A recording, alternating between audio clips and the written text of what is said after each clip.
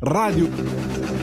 Va ora in onda Chilometro Zero, agricoltura, pesca e ambiente, a cura di Lorenzo Viviani.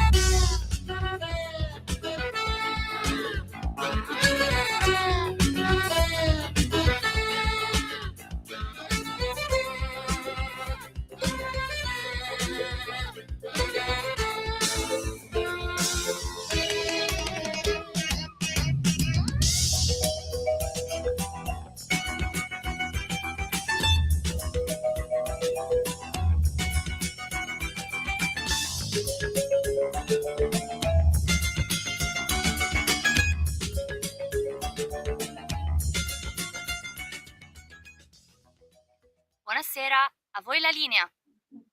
Ben ritrovati sulle frequenze di Radio Libertà, questa era We Are Not Alone dall'album The Man from Utopia del 1983, fra parentesi, naturalmente sempre nostra chitarra più pazza d'America, Frank Zappa, e fra parentesi vi racconto questo piccolo aneddoto subito all'inizio. Non vorrei sbagliarmi, poi controllerò, però se non mi sbaglio nella copertina di quest'album c'è un Frank Zappa palestratissimo in versione Rambo, esatto, con questa palettina per ammazzare le zanzare, perché in pratica vi ricordo di questo live dal vivo in Milano, doveva essere, o comunque in Italia, con questo posto pieno di zanzare. Si vede che gli è rimasto talmente impresso che nella copertina esce con questa versione Rambo. Io vi saluto, io sono Lorenzo Viviani, Natalia, che saluto con tantissimo affetto anche perché ci sopporta tutti i venerdì in regia, e dall'altra parte del microfono c'è il lato oscuro della radio, la seconda parte, il lato B, come fosse un LP, non il lato B, diciamo, quando viene detto lato B normalmente, il lato B dell'LP, che è lui e non è lui, è il mitico, il lato B, il mio lato B. Antonino Danna! Amiche e amici miei, ma non dell'avventura, buonasera, siete sulle magiche onde di Radio Libertà. Io sono Antonino Danna e questa è la puntata numero 1189 di Chilometro Zoom, oggi venerdì 8 maggio dell'anno del Signore 2026. Cominciamo la nostra trasmissione, vi ricordo, date il sangue, in ospedale serve sempre. Salverete vite umane, chi salva una vita umana salva il mondo intero, secondo appello radiolibertà.net, fesso chi non lo legge, perché vi perdete un bellissimo giornale online dove ci sono i Liberamente, il direttore responsabile Giovanni Sallusti, gli auto da fe di Giulio Cainarca, la rassegna stampa di Sammy Varin, video, pillole e molto altro ancora. Radiolibertà.net is the place to be. Vi voglio ricordare pure 340-670-9659 per le vostre zappe o WhatsApp che dir vogliansi. 0292947222 per le vostre telefonate, signore e signori. Sono le 17:37 minuti, anzi 38 minuti e 3 secondi qui sulle magiche onde di Radio Libertà. Vi promettiamo una trasmissione da leccarsi i baffi, perché stasera ce la diamo a ostriche, champagne e panis quadratus, signore e signori. Orde di docenti di latino e greco so che fremeranno solo a questa voce, perché, signore e signori, stasera ci occuperemo sia di ostriche, tra poco con il gradito ospite di questa sera che lascio a Lorenzo presentare, e poi dalle 18:40 con un'archeologa che è anche una scrittrice e una panettiera. Sapete che c'è questa parte dell'archeologia che tende a studiare i cibi e l'alimentazione delle varie civiltà. Bene, lei si chiama Farrell Monaco, è di origini canadesi e ha ricreato il panis quadratus. Il panis quadratus è il pane che mangiavano gli antichi romani, quello diviso in 8 spicchi, ma ci sono anche pani divisi in 6 spicchi, che è stato ritrovato carbonizzato nei forni di Pompei nel 1862. Per cui faremo questo viaggio nel 2026 e poi un balzo indietro di quasi 1950 anni al 79 d.C. e la nostra Farrell ci racconterà che sapore ha questo pane che lei è riuscita a ricreare e che peraltro si può pure comprare online. I proventi vanno a un'associazione che si occupa di bambini Down in quel di Pompei. Quindi se vi mangiate il panis quadratus, non solo fate un tuffo nella Roma imperiale, ma soprattutto fate anche delle cose buone. E se permettete, visto che oggi è pure la Madonna di Pompei, ci sta pure. Prego, Lorenzo. Insomma, invece del pane di farro ci avremo il pane di Farrell. Esatto. Ti è piaciuta, veramente da risate boom del Topolino. Detto questo, le famose, le grandiose risate boom del Topolino di una volta. Detto questo, sono 17:40 minuti, torniamo, anche se lo siamo stati, siamo anche iniziati, diciamo, belli tranquilli. C'è la signora Lisetta al telefono, Lorenzo. Vai con la Lisetta, che la Lisetta ha la precedenza su tutti. Buonasera Lisetta. Vi ringrazio molto, buonasera a tutti e due. Allora io ho una semplice domanda stasera: come mai non si trova più il pesce azzurro, cioè le sarde e le alice, nei supermercati? Tutto qua. Sono un po' preoccupata perché dovrei mangiare il pesce surgelato, cosa negativa. Mia cara Lisetta, allora, stranamente ora c'è stato qualche giorno di brutto tempo. È successo qualcosa, non so, è già 15 giorni che io non lo trovo più. Allora, ecco, ti dico, ora controlliamo. Ti rispondo subito, Lisetta. Allora, grazie in teoria mille, adesso la stagione. A tutti e due, grazie mille comunque, buonasera. Buonasera Lisetta, ti rispondo subito, se hai tempo di sentire la radio, se hai alzato di nuovo il volume, Lisetta. Allora, in teoria strano perché è il periodo giusto, diciamo c'è il periodo giusto per mangiare le acciughe. Può darsi che fra il brutto tempo in Liguria, ora il fermo della sardina dovrei vedere quando c'è in Adriatico, però insomma può essere che fra una concomitanza di fattori, fra il brutto tempo in Liguria e magari anche in Adriatico, ora controllo e tutto, però in teoria dovresti trovarlo. Quindi Lisetta, chiama, fate anche dare che mi informi un po', guarda, sono anche curioso, quindi se gli volete lasciare il mio numero, poi se mi chiama mi dice se lo trova, penso che sia insomma in qualche mercato del nord Italia che guarda, perché è anche una curiosità mia, perché di solito adesso io consiglio sempre, soprattutto da aprile, marzo, quando ricomincia anche la pesca nel Tirreno, di mangiare le acciughe. Poi abbiamo l'Adriatico che lavora quasi tutto l'anno, tranne il periodo di fermo dei piccoli pelagici, però non penso sia in questo momento, dovrei controllare, mi trovo ben preparato, ma adesso c'è stato qualche giorno di chiusura, però 15 giorni sono un po' tanti e devo dire la verità che le barche hanno pescato anche nel Tirreno. Non c'è tantissima pesca in questo periodo dell'anno, ma è anche giusto che sia così. Ci sono dei periodi che si pesca un po' di più, dei periodi che si pesca di meno, a volte arrivano grossi quantitativi, perché poi la pesca dell'acciuga è una pesca che si basa molto sulla ricerca dei banchi, quindi a volte c'è una pesca delle 100 casse, 120 casse, 150 casse, a volte se ne prende qualcosa di più, a volte qualcosa di meno, a volte si spedisce, a volte rimane magari, e siamo un po' più fortunati noi, Lisetta, e si mangia prettamente sul territorio ligure, perché quando sono poche diciamo che rimangono rimangono più in Liguria o vengono spedite, però sai, si tende naturalmente a favorire le pescherie locali, però nel mercatino Nord Italia, come tutti sanno, insomma, il pesce arriva, quindi mi informerò un po' e se vuoi anche segnalarmelo mi fa un piacere, se mai saprò dirti anche in zona dove andare se serve. Molte volte i supermercati magari hanno dei fornitori e in quel momento lo stesso fornitore non ha le acciughe perché le barche del grossista che gestisce il grossista magari non hanno pescato in quel periodo. Però, insomma, se mi dici anche poi in maniera privata dove vai a comprare di solito, ti posso dare qualche dritta. Passiamo avanti, sono 17:43 minuti. C'è il nostro ostricoltore, mitilicoltore in linea? Vediamo. Natalia. Intanto Lo sto però, contattando, sì. Brava, ecco, grazie, grazie. Intanto Natalia, buon lavoro e buon pomeriggio, la creanza prima di tutto. Lorenzo, parliamo di ostriche perché lo vogliamo dire Perché? ancora una Bravo. volta ai nostri ascoltatori. Mangiare le ostriche non è una cosa da miliardari, perché una È cassettina da di compagni, ostriche, è da proletari. quello non lo so, però con una decina di euro voi comprate la vostra cassetta Certo, di ostriche e vi assolutamente. garantisco che mangiate bene.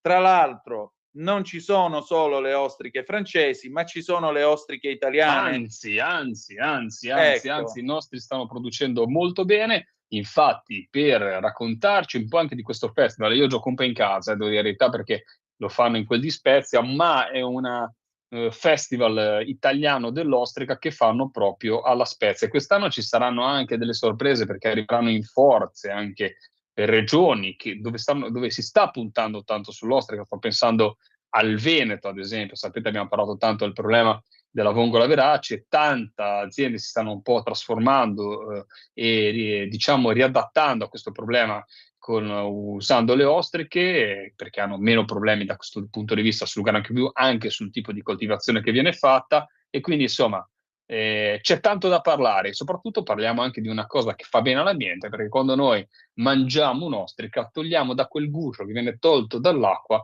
togliamo paradossalmente anche il carbonio che è stato fissato nel guscio, nei carbonati, quindi il CO2 in acqua, CO2 nell'atmosfera.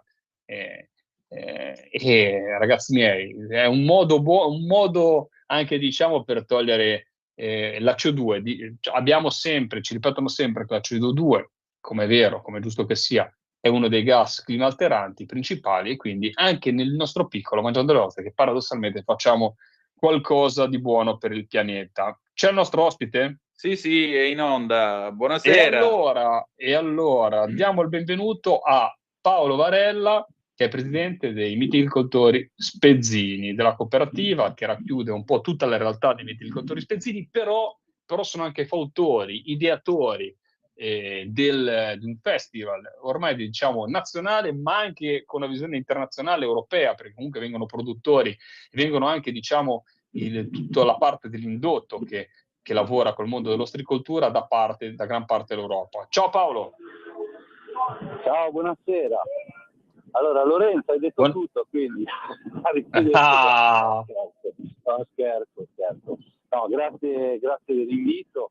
L'Italian Oyster Festival sì, è un appuntamento ormai che sta prendendo sempre più campo. Ci sono 17 tra aziende e cooperative di ostricoltori, rappresentanti di tutta la produzione nazionale, da diverse regioni, dalla Liguria, dalla Sardegna, dalla Puglia, dall'Emilia Romagna e anche il Veneto.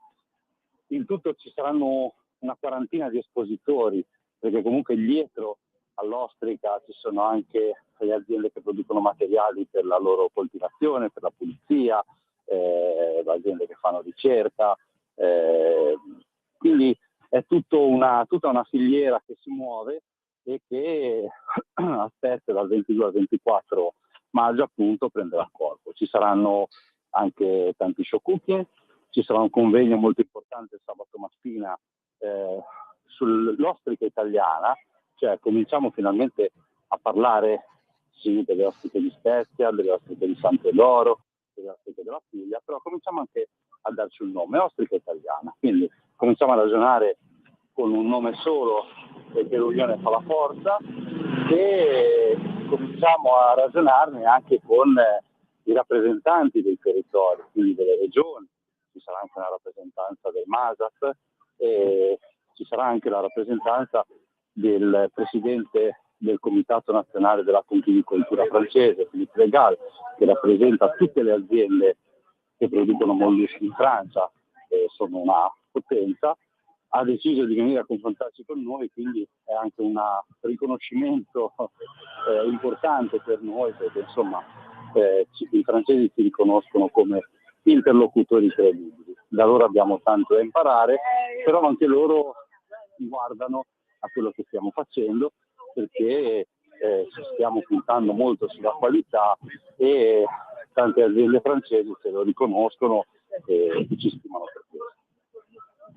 C'è da dire, l'ostrica, Paolo, è nata un po' come necessità. Voi per l'orate nel Golfo di La Spezia, perché vi mangiavano tutti i muscoli, tutte le cozze, per chi non con il nostro gergo, la cozza, il muscolo, i muscioli mi viene da pensare nelle Marche, ma diciamo a livello italiano, vi mangiavano tutte le cozze, e dall'altra parte vongola verace azzerata dal granchio blu, e quindi diciamo è nata un po' da una necessità, da un'emergenza, però ce ne sono anche dei margini di crescita enormi, perché comunque insomma ne parliamo sempre come un prodotto d'elite, ma gli italiani le ostriche le mangiano e ne mangiano anche tante, quindi noi importiamo tantissimo dall'estero, quindi un mercato che possiamo conquistare. Allora, intanto ci sono degli aspetti che l'Oyster Festival serve proprio anche a chiarire. Intanto l'ostrica non è un cibo prelibato per pochi, ma nasce come cibo popolare. Se pensiamo alla preistoria, gli uomini primitivi raccoglievano ostriche sostanzialmente, piuttosto che andare a cacciare. La leggenda popolare vuole che l'uomo fosse cacciatore, in realtà era raccoglitore. E inoltre c'è questo discorso sì della necessità di alternare la produzione con le vongole o piuttosto che con i muscoli nostri predati dalle orate, però di base c'è una passione per l'ostica, per coltivare l'ostica, perché l'ostica comunque è un mollusco che lo plasmi come vuoi te molto facilmente, a differenza delle vongole o delle cozze, quindi c'è anche un ragionamento sul mestiere proprio dell'ostricoltore. Infatti noi siamo sempre a cercare tecniche nuove, a cambiare metodologie in base anche a come cambia il mare. E tutto questo è molto stimolante per noi, oltre che a portarci una fonte di guadagno e di introito. Però insomma è di aiuto sicuramente in momenti abbastanza drammatici. Bisogna considerare che l'ostrica è anche la Crassostrea gigas, che è l'ostrica concava che viene allevata, coltivata in tutto il mondo.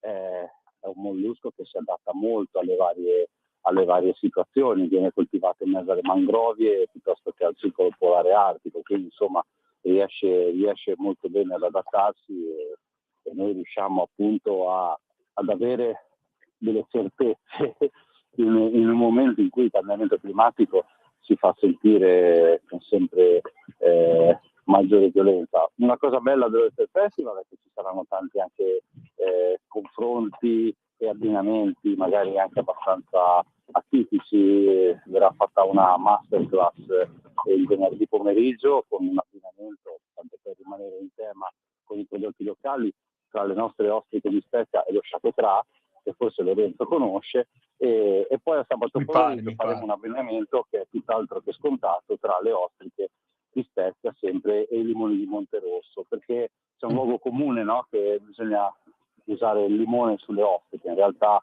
era dettato dal fatto che le gocce di limone servivano per vedere se l'ostrica era viva. Cercheremo di abbinare le ostriche con i limoni in un modo innovativo e intelligente per dare anche una risposta a chi vuole cambiare. Ci saranno anche degli chef che faranno le ostriche cucinate in vari modi, perché comunque è giusto anche dare modo a chi non ama le ostriche crude di poterle gustare cotte. Insomma, ce n'è per tutti i gusti. Se mi posso permettere, caro Varrella, presidente Varrella, già che ci siamo e visto che l'ora invita, ma lei un bel plateau di ostriche ora come se lo farebbe? Perché mi avete messo fame tutte e due, quindi. E vieni giù a Spezia a goderti A l'Oyster te Fest. aspetto. A proposito, quando è che si terrà? Diciamolo pure ai nostri ascoltatori, ricordiamolo. Dal 22 al 24 maggio in passeggiata Morin sul lungomare La Spezia. Bene. Venite, Bene. siamo numerosi. Non lo so come se lo fa Paolo penso che gli venga un po', diciamo, a noia, perché a Paolo ha anche una caratteristica, che è un grande, come si dice, lavoratore dell'ostrica, perché è lì che apre ostriche quando ci sono questi festival, dalla mattina alla sera, quindi non so se avrà piacere anche di mangiarla. Ma io con la giusta compagnia la giusta atmosfera, assolutamente. A me per esempio piace scaldare un po' di aceto rosso con un po' di scalogno tritato o di cipolla rossa tritata, scaldarlo e poi metterle sull'ostrica appena aperta, scolata, 2 o 3 gocce di questo aceto aromatizzato allo scalogno, giusto per stemperare un po' il sapore. Ma ci sono tantissimi abbinamenti che si possono fare, l'unico limite è la fantasia. È buonissimo anche fare un crostino con una salsa d'aglio per accompagnare le ostriche. Insomma, ecco, sicuramente sconsiglio l'ostrica con il champagne, perché è un luogo comune che deriva da Hollywood. Usiamo un buon vino locale o un vino che ci piace. A me piace accompagnarlo appunto con lo Chaquetrà, perché è un abbinamento molto inusuale, ma se no anche con una bianchetta genovese, un vermentino, insomma. Veramente il bello dell'ostrica è che non ci sono regole fisse, ognuno può fare come vuole. Prezzi quindi anche accessibili, quindi ora non è una cosa magari da mangiare tutti i giorni, non sarebbe neanche magari giusto, però insomma nell'aperitivo si può venire anche a Spezia a conoscere questo approccio, fammi dire, popolare, un po' l'ostrica del popolo. Si può venire, si mangia in banchina, si prendono dei vini locali, ci saranno tanti vini del territorio, vini che arriveranno dal Veneto, dalle varie zone di produzione delle ostriche. Insomma, sarà il modo per godersi una bella parte del territorio, ma soprattutto assaporare questo prodotto, fammi dire Paolo, che ha sempre preso questa cosa di elite, ma non è d'elite, è una cosa da gustare perché, insomma, racchiude tanto e tanto significato, anche dal punto di vista ecologico, l'abbiamo detto all'inizio. Quindi, insomma, l'ostrica del popolo ci piace, caro Paolo. L'ostrica popolare, io mi azzarderei a chiamarla anche proletaria, ma mi piace, l'ostrica compagno Varella mi è convinto, ostrica proletaria, vai. La compagna ostrica. La compagna ostrica. Compagna ostrica, con la K. Okay. Vai. Grande Paolo, grande presidente, ci vediamo all'Oyster Fest, tanto sapete che faremo una bella diretta anche per voi radioascoltatori di Radio Libertà e quindi vi parleremo e intervisteremo magari, perché saranno anche dei grandi ospiti, fra parentesi grandi amici come l'assessore regionale del Veneto, e quindi avremo anche modo di intervistare varie persone interessanti che ci racconteranno la loro sull'ostrica. Grazie a Paolo Varella, presidente dei viticoltori spezzini, e quindi viva l'ostrica del popolo, l'ostrica popolare, l'ostrica proletaria, scusami. Ciao a tutti. Grazie mille, un abbraccio. Grazie. E allora, Antonino, Lorenzo, io non vorrei sembrare provocatorio, però a questo punto perché non fare la puntata di Zoom del 22 di maggio dall'Oyster Fest e farla per dalle 17.35 alle 19.45? Perché tu vuoi mangiare le ostriche? Dopo tutto sto discorso, ti è venuta fame, Tenino, ti capisco. Ma tu sei un maiale, mi hai fatto venire una botta di fame che manco ne hai idea, cioè veramente. Però al di là dei miei apprezzamenti su di te, faremo la rivoluzione proletaria con le ostriche. Sicuramente. Però ecco, mentre facciamo questa rivoluzione, così con questa voce non sembri, mi sei divento la voce radical chic, sto facendo il radical chic. Ed Gaudo Cao, mentre facciamo la rivoluzione fumando dei costosi sigari cubani e mangiando un plateau di crudité di mare. No, scherzi a parte. Potremmo essere noi la radio dell'Oyster Fest, porta pazienza. Assolutamente sì, ci organizziamo, però ora noi abbiamo un po' scherzato con Paolo perché ci prendiamo un po' in giro su queste cose qua. Però è bello questo termine, perché molte volte viene associato questo alimento e bisogna un po' togliergli la nota di snob che ha. Naturalmente non è magari per tutte le tasche, per tutti i giorni, perché magari però guardate che i prezzi, poi il rincaro di filiera, purtroppo ragazzi miei, cioè, perché se sapeste quanto lo vendono i nostri osticoltori, quanto la comprate voi sul banco, ci sarà il doppio, il triplo a volte.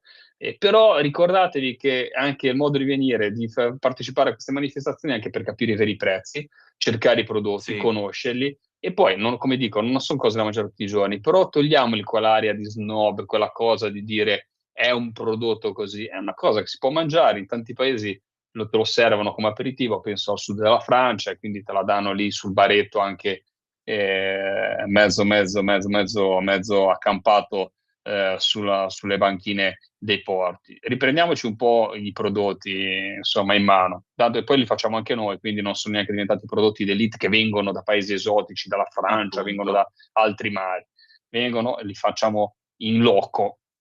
Bene, Appunto. sono il 17:58 minuti, dopo tutta questa cosa che sembrava più Radio Popolare che Radio Libertà, secondo me ci licenziano entrambi, te lo dico chiaramente. Ma no, ma perché no, non diciamo queste cose. Allora, adesso noi cediamo la linea al nostro direttore responsabile Giovanni Sallusti. In verità per... abbiamo 2 minuti, Ah. Gli diamo 2 minuti in più? Un minuto in questo Un 17:59, un minuto. Quindi gli regaliamo un minuto al direttore, che è il Va suo bene, tempo. cosa Quindi vogliamo dirci? cosa vogliamo dirci? Allora, tanto chiudiamo questo lato dell'Osterfest, se ce la facciamo, così non ne parliamo dopo, ci facciamo una bella diretta e te ti mangi anche 2 ostriche e parlare dell'ostrica spedita, me la sponsorizzi anche un po'. Vabbè, why not? Insomma, Why Radio not? Libertà potrebbe diventare la radio ufficiale dell'Osterfest, che mi sembra un'ottima idea. Vediamo, parliamone. C'è Ok? l'ostrica in Calabria? Non lo so se c'è l'ostrica, dovremmo No, indagare. no, L'ostrica in Calabria no. Ah, In Calabria no. niente. Più che altro Nduja, ma questa è Nduja. un'altra storia. Questa è un'altra storia. È un'altra C'è la, storia. sì, c'è la sardella, ci sono tante belle cose, la rosamarini, La insomma. sardella è un po' illegale, anche se stiamo studiando appunto. quel piano di gestione. Esatto, 17:50, 18, vai, 18, come diceva il proiettile? 18. Mi scusi, ma perché lei è uscito e ha detto 19, sempre 18? Un altro che non si fa i cazzi sua, 19. Giovanni, perdonaci veramente. Linea al nostro direttore responsabile Giovanni Sallusti per Liberamente. Ogni tanto una persona seria, come vedete, si incontra. Noi due non lo siamo di sicuro. Lui sì. Prego. Avete ascoltato Chilometro Zero.